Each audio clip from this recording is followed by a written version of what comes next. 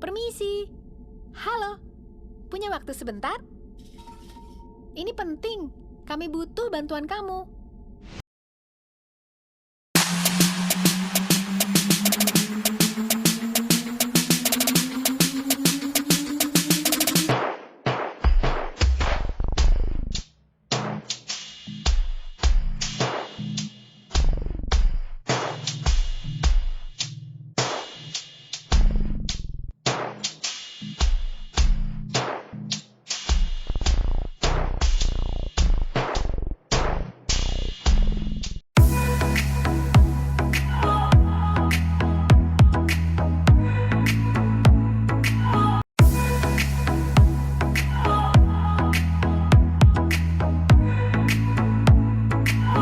Selamat pagi anak-anak, kali ini Ibu akan menjelaskan tentang pembangunan berkelanjutan.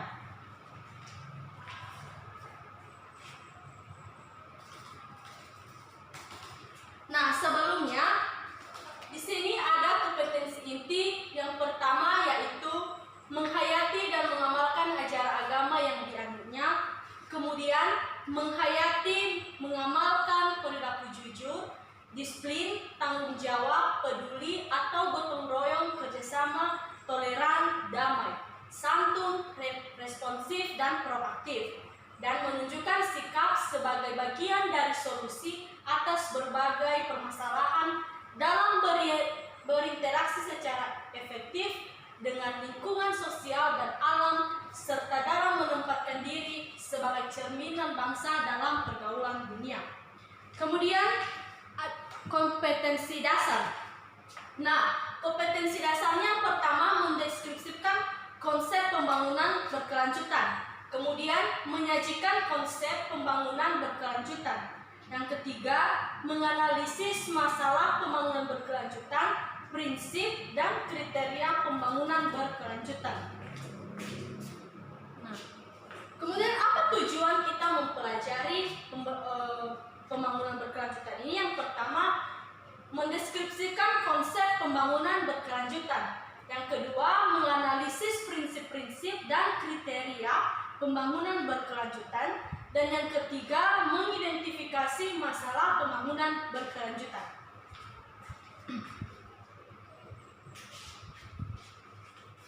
Baik, kemudian materi pembelajaran. Pertama, pengertian pembangunan berkelanjutan. Nah, pembangunan berkelanjutan adalah pembangunan yang memenuhi kebutuhan generasi saat ini tanpa mengurangi kemampuan generasi mendatang untuk memenuhi kebutuhan mereka. Yang artinya, pembangunan yang kita lakukan saat ini tidak merugikan pembangunan ataupun kemampuan generasi yang akan datang. Nah, misalnya contoh sederhananya itu membuang sampah sembarangan. Nah, membuang sampah sembarangan menyebabkan kerugian untuk generasi yang akan datang. Kenapa? Karena ketika kita membuang sampah sembarangan, maka lingkungan kita akan kotor. Kemudian generasi yang akan datang tidak akan merasakan bagaimana keasrian lingkungan, bagaimana kenyamanan lingkungan seperti yang kita rasakan saat ini.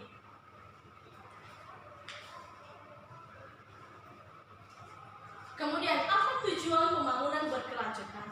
Nah, tujuannya untuk mendapatkan kesejahteraan hidup, kemudian bisa mencukupi kebutuhan sandang, pangan, dan papan. Nah, kemudian bisa pendidikan bagi anak-anaknya, kesehatan, baru lapangan kerja yang diperlukan, kemudian keamanan dan kebebasan berpolitik, kebebasan dan ketakutan dan tidak kekerasan. Kemudian dan kebebasan untuk menggunakan hak-haknya sebagai warga negara. Nah, ada pun prinsip-prinsip dari pembangunan berkelanjutan. Yang pertama, menghormati dan memelihara komunitas kehidupan. Yang artinya di sini kita menghormati apa yang sudah ada ataupun yang sudah kita miliki. Kita memelihara apa yang sudah kita miliki pada saat ini. Nah, contohnya ketika kita membangun lingkungan yang asri pada saat ini, maka itu akan membuat kita menghormati dan memelihara komunitas kehidupan. Kemudian memperbaiki memperbaiki kualitas hidup manusia. Nah, tujuan dari pembangunan berkelanjutan ini yaitu untuk memperbaiki kualitas hidup manusia. Artinya manusia memiliki peningkatan hidup, memiliki rasa percaya diri yang tinggi. Nah, kemudian melestarikan daya hidup dan keragaman bumi.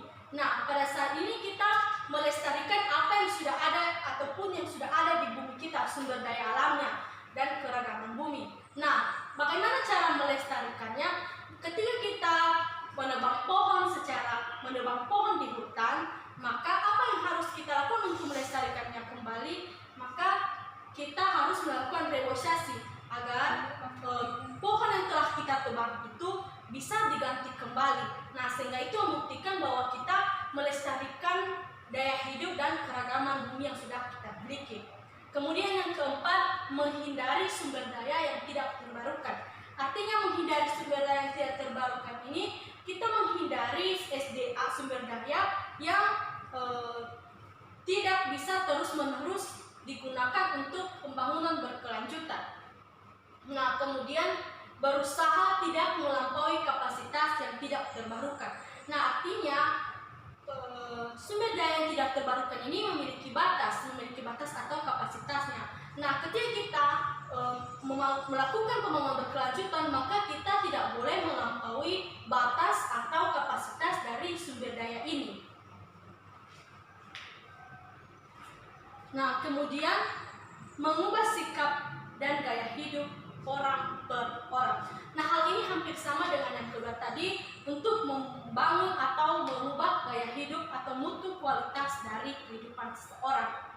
Kemudian mendukung kreativitas masyarakat untuk memelihara lingkungan sendiri. Nah, tentu pembangunan berkelanjutan ini menuntut kita untuk menjaga lingkungan kita sendiri. Nah, untuk menjaga lingkungan kita sendiri pasti dituntut kreativitas kita, bagaimana kita merawatnya, bagaimana kita menata lingkungan kita sehingga bisa menciptakan kehidupan yang aman dan nyaman. Kemudian menyediakan kerangka kerja nasional untuk melakukan upaya pembangunan pelestarian. Artinya di sini kita melakukan gotong royong bersama untuk membangun atau melakukan pembangunan berkelanjutan. Nah, kemudian menciptakan kerjasama global. Nah, menciptakan kerjasama global ini dalam pembangunan berkelanjutan harus ada. Kenapa? Karena setiap negara itu jika melakukan pembangunan berkelanjutan memiliki batas yang tidak bisa dimiliki oleh negara lain. Nah, untuk itu, untuk melakukan pembangunan berkelanjutan yang lebih baik, maka kita harus ada kerjasama dengan negara lain agar tercipta pembangunan berkelanjutan yang kita buat itu dapat lebih baik.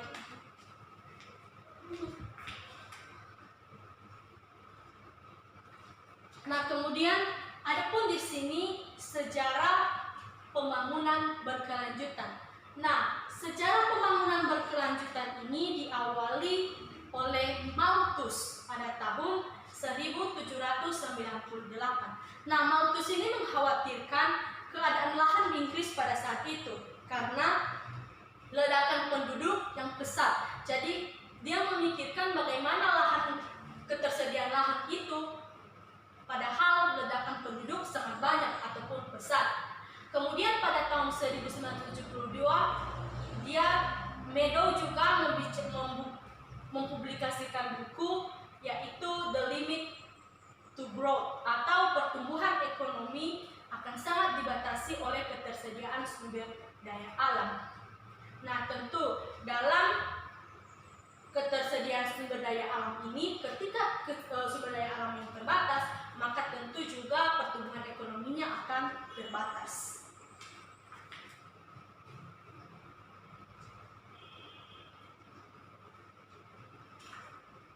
Nah, kemudian ada di sini kriteria pembangunan berkelanjutan. Nah, kriteria pembangunan berkelanjutan ini yang pertama, tidak ada pemborosan penggunaan sumber daya alam atau depletion of natural resource. Jadi artinya ketika kita menggunakan sumber daya alam, maka kita mengambil atau menggunakannya sesuai dengan yang kita butuhkan saja. Jangan melakukan pemborosan, sehingga hal itu akan merusak lingkungan kita. Kemudian kemudian tidak ada polusi dan dampak lingkungan lainnya. Artinya di sini apa yang kita lakukan itu tidak berdampak pada lingkungan yang ada di sekitar kita. Misalnya ketika kita membuat misalnya sebuah pabrik yang ingin mendirikan pabriknya di satu lingkungan. Nah, ia harus memikirkan apa dampak ketika ia membuat atau mendirikan pabrik di situ. Jadi harus memikirkan bagaimana dampaknya pada lingkungan tersebut. Nah, untuk itu ketika dia sudah memikirkan apa dampaknya, apa dampak negatif yang ditimbulkan oleh keadaan pabrik di situ, maka ia harus melihat bagaimana apa langkah-langkah yang harus dia lakukan agar tidak adanya polusi ataupun dampak-dampak negatif dari lingkungan tersebut. Jadi harus memikirkan bagaimana cara pencegahannya, bagaimana caranya. Jadi pabrik itulah atau orang-orang yang mendirikan pabrik itulah yang akan memikirkan hal tersebut. Kemudian yang ketiga, kegiatannya harus dapat meningkatkan usable research ataupun renewable research.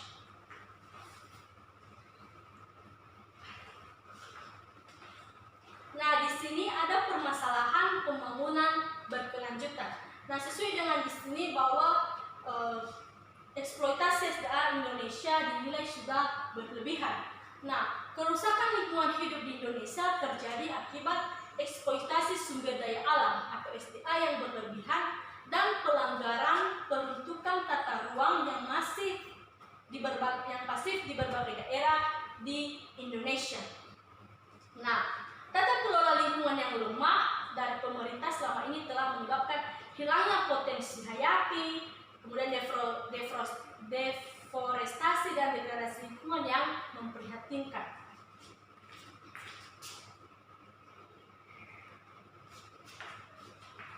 Nah, contohnya seperti ini. Bagaimana kita melakukan pembangunan berkelanjutan, bagaimana kita melakukan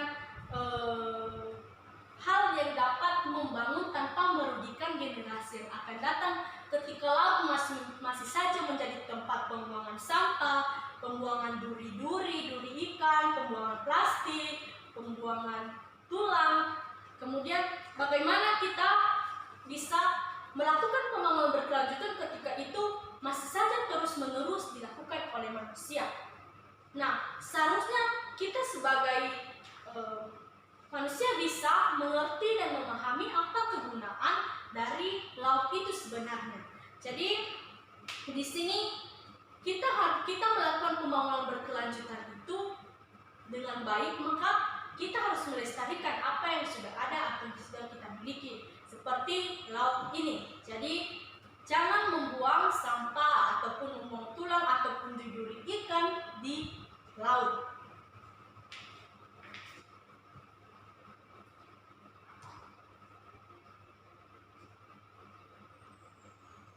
Nah, seperti yang kita lihat bahwa di sini ada seorang ibu-ibu yang membuang sampah sembarangan. Nah, hal itu salah. Jadi, apa yang benarnya kita harus untuk melakukan pembangunan berkelanjutan itu, kita harus membuang sampah pada tempatnya seperti gambar atas. Nah, kemudian contoh lain,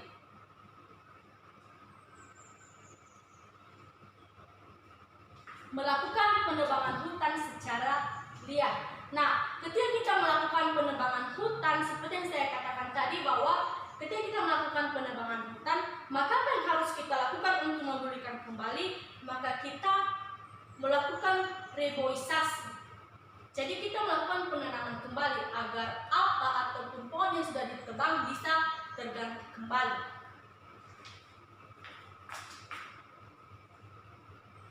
Nah, di sini saya punya video. Mari kita lihat bersama-sama.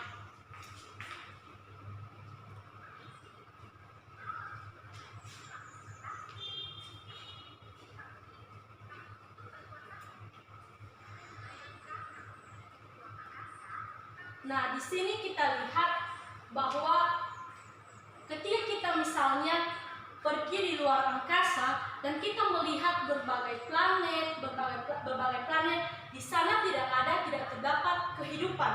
Namun kita melihat satu planet yang sangat segar yang berwarna kebiruan, yaitu dinamakan dengan bumi.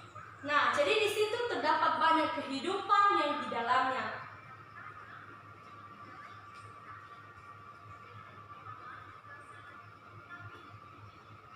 Nah, di bumi ini banyak makhluk hidup, ada kehidupan yang tersimpan di dalamnya. Ada seperti hewan, tumbuhan, sumber daya alamnya, semua, dan manusia. Semua ada di dalam bumi. Nah,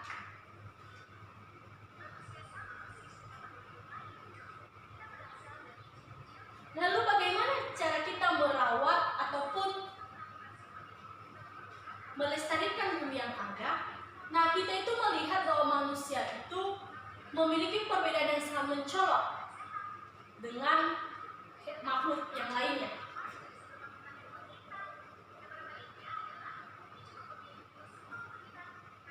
Nah, seperti yang saya jelaskan tadi, bahwa bumi itu memiliki segala sumber daya ataupun makhluk hidup di dalamnya. Namun, ada hal yang harus kita kerjakan, bagaimana cara kita melestarikannya jika masih saja uap-uap pabrik masih saja menghancurkan ataupun terus-menerus ada di bumi. Nah, hal ini juga mengganggu kehidupan manusia yang ada dalamnya.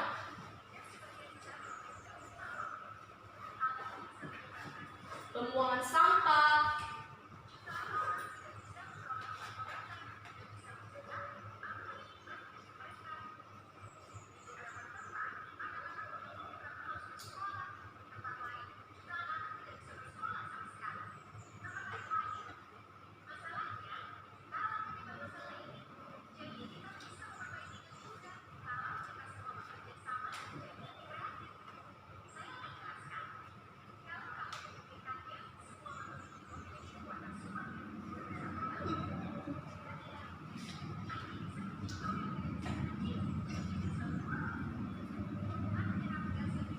seperti di sini bahwa ketika terjadi uap-uap pabrik ataupun polusi, maka tumbuhan akan meresap uap-uap pabrik tersebut dan menimbulkan kehancuran dalam tumbuhan tersebut. Lalu bagaimana, apa langkah yang harus dilakukan oleh manusia? Harusnya manusia itu memikirkan apa-apa saja langkah yang harus dilakukan untuk mencegah hal yang tersebut atau membatasi kegiatan-kegiatan yang menimbulkan kehancuran dalam bumi. Jadi, manusia itu harus bekerja sama dan melestarikannya, sehingga bumi yang kita tempati atau yang kita diami bisa menjadi lebih baik.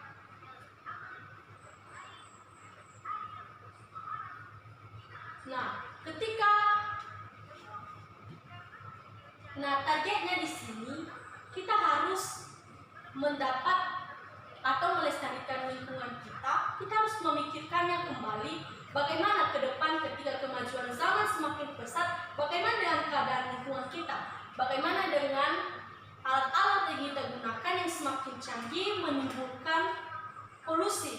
Lalu bagaimana? Maka kita harus bekerja sama bersama-sama untuk melestarikan lingkungan kita. Lalu bekerjasama yang seperti apa? Mari kita saling berpegangan tangan dan juga menyadarkan diri kita sendiri bahwa lingkungan itu sangat dan masih kita butuhkan. Nah, banyak sekali hal yang kita butuhkan di bumi demi kelangsungan kehidupan kita. Banyak sekali. Nah, untuk itu, dari dalam diri kita sendiri kita harus sadar bahwa lingkungan atau bumi itu sangat penting dalam kelangsungan kehidupan kita.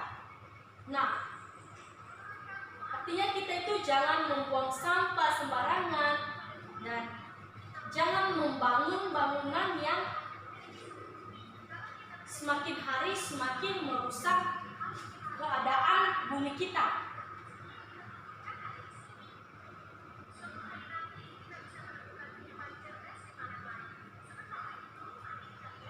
Nah, ketika kita saling bekerja sama, saling menyadarkan diri, dan kita juga sadar dalam diri kita, maka apa yang kita lakukan, apa yang kita peroleh, maka kita akan mendapatkan bumi yang indah, asri, dan nyaman.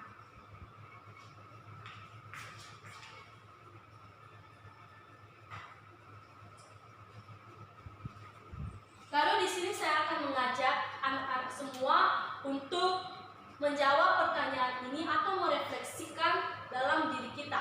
Bagaimana cara atau usaha Anda sendiri dalam melakukan pembangunan berkelanjutan, khususnya di sekitar lingkungan Anda? Artinya, apa saja langkah Anda yang harus Anda lakukan untuk menciptakan pembangunan berkelanjutan yang lebih baik? Jadi, jangan mulai di lingkungan yang besar, tapi mulailah dari lingkungan Anda sendiri. Mulailah dari rumah Anda sendiri. Jadi yang saya ajak anak-anak semua, mari kita mencari apa saja usaha yang akan kita lakukan, apa saja langkah yang harus kita lakukan, yang bisa kita lakukan untuk melakukan pembangunan berkelanjutan tanpa mengurangi kebutuhan generasi yang akan datang. Demikian presentasi saya. Sebelumnya saya ucapkan terima kasih.